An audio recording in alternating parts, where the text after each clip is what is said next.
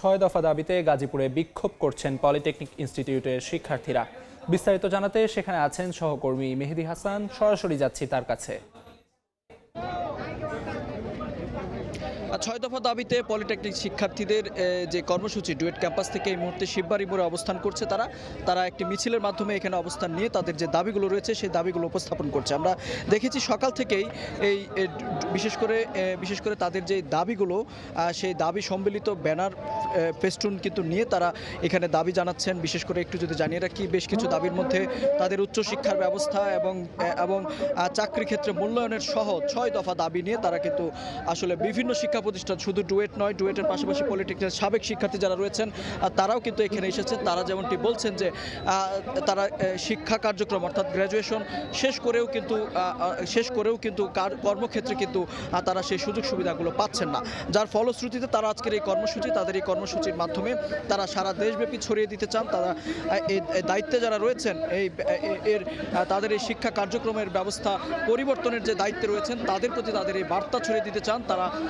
তারা কিন্তু যেন তাদের এই দাবিগুলো শীঘ্রই মেনে নেওয়া হয়। বিশেষ করে যৌক্তিক দাবি যেগুলো রয়েছে, তারা বিশেষ করে যেমনটি আমাদের কাছে অভিযোগ করেছেন যে তাদের যেই শিক্ষক, বেশিরভাগ শিক্ষকই তারা যেমনটি বলছেন যে এই শিক্ষকতা যারা করছেন তারা এই ব্যাকগ্রাউন্ড না, অর্থাৎ বিভিন্ন শিক্ষা প্রতিষ্ঠান অর্থাৎ অন্যান্য সাবজেক্ট থেকে পড়াশোনা করে এসে তাদেরকে আসলে শিক্ষকতা করছেন এই ডিপ্লোমা অর্থাৎ কারিগরি শিক্ষা, যে কারণে কিন্তু তারা আসলে পর্যাপ্ত শিক্ষা কার্যক্রম অর্থাৎ প্রপার যে শিক্ষা কার্যক্রম সেটিও কিন্তু তারা পাচ্ছেন না, এমনটাই কিন্তু তারা অভিযোগ করেছেন। তো আজকের এই কর্মসূচিকে ঘিরে কিন্তু এই পুরো গাজীপুরের শিববাড়ি এলাকা থেকে শুরু করে পুরো এলাকা জুড়ে কিন্তু এক ধরনের নিরাপত্তার চাদরে ঢেকে রাখা হয়েছে। কোনো ধরনের অনাকাঙ্ক্ষিত পরিস্থিতি এড়াতে কিন্তু আইনশৃঙ্খলা বাহিনীর অবস্থান কড়া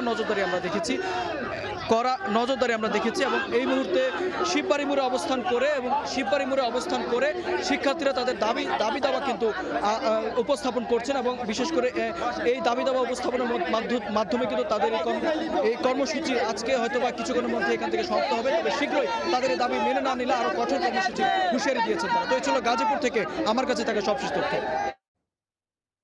গাজীপুর থেকে কারিগরি শিক্ষার্থীদের বিক্ষোভের সবশেষ জানাচ্ছিলেন সহকর্মী মেহেদী হাসান।